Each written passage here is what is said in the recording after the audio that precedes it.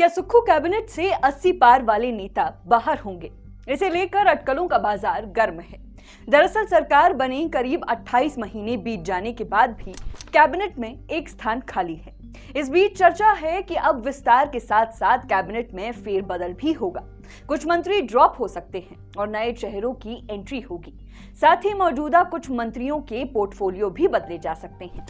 बीते दिनों गुजरात में हुए राष्ट्रीय अधिवेशन में पार्टी ने नए और युवा चेहरों को तरजीह दी है। इसके बाद से ही कयास हैं कि हिमाचल कैबिनेट में भी इसका असर दिखेगा।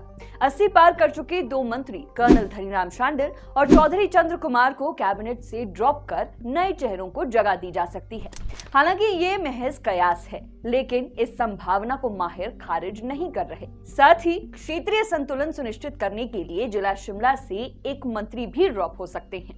ऐसे में कैबिनेट में कुल 4 नए चेहरे दिख सकते हैं, जिनमें मुख्य तौर पर शिमला संसदीय हलके से संजय अवस्थी, मंडी संसदीय क्षेत्र से सुंदर सिंह ठाकुर या अनुराधा राणा और कांगड़ा संसदीय हलके से आशीष बुटेल, संजय रतन और भवानी पठानिया के नामों की चर्चा है।